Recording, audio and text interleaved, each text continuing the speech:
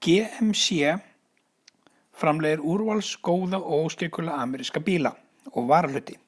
Þeir nota álagningaraðferðina í útreikningum sínum.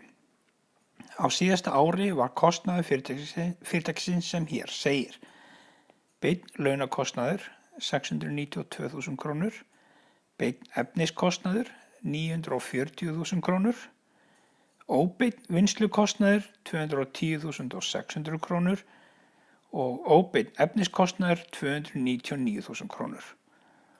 Óbeinn sölu- og stjórnunarkostnaður 155.300 krónur. Í A-lið eru beðin að finna álagningaprósentu óbeins kostnaðar og sína útreikninga, en í B-lið þá eru beðin að reikna sjálfskostnað eða eigið verð fyrir pöntunina sem fyrirtækinu berst, þar sem framleiða skal vöru sem hefur beinan efniskostnað að upphæð krónur 600 og beinan launakostnað að upphæð 420 krónur. Sýndu útreikninga. Byrjum að A-lið að finna álagningaprósentuna. Það sem við gerum hér er að við leggjum saman allt sem tengist framleiðslukostnaði, þar að segja laun og efni, þar að segja beint og óbeint, launa- og vinnslukostnað, beint og óbeint efniskostnað, leggjum þetta allt saman og þá fáum við út að framleiðslukostnaðurinn er samtals 2.141.600 krónur. Höfum þetta svona til hliðar vegna þess að við þurfum að nota þessa tölu á eftir. Til þess að finna út álagningaprósentu óbeins launakostnaðar þá tökum við þennan óbeina vinnslukostnaðinn 210.600 og deilum með þeim beina 692.000 krónur eins og sést hér. Og þegar ég margfalda með 100 þá fæ ég út að álagningaprósenta launakostnaðar er 30,43%, þar sé óbeins launakostnaðar.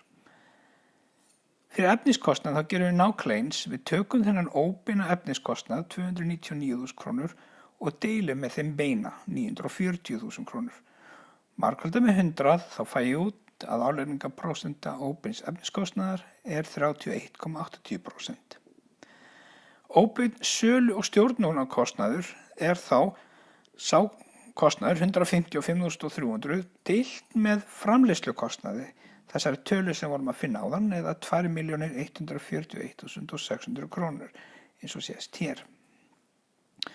Og þá fæ ég út eftir að margfalda með 100 að álagningaprósenta óbeins sölu- og stjórnunarkostnaður er 7,25%. Þá getum við fara að snúa okkur að B-liðnum.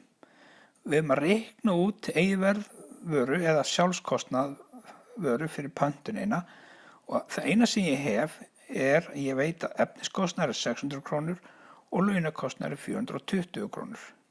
Setjum þetta upp. Beinn launakostnaður er 420 krónur. Óbeinn launakostnaður er þá 420 krónur sinnum þessi álagningaprósenta eða 30,43% og óbeinn launakostnaður er þá 127 krónur og 81 eyri. Beinn efniskostnaður er 600 krónur. Óbeinn efniskostnaður er þá 600 krónur sinnum þessi álagningaprósenta 0,3180 og óbeinn efniskostnaður er þá 190 krónur og 80 aurar. Framleiðslukostnaður er þá samtals 1.338 krónur og 61 eyri. Þá er bara eftir að bæta við þessum óbeina sölu- og stjórnunarkostnaði sem er þá framleiðslukostnaður sinnum álagningaprósenta fyrir óbeinan sölu- og stjórnunarkostnað og þá fæ ég út að sá kostnaður er 97 krónur og 5 aurar.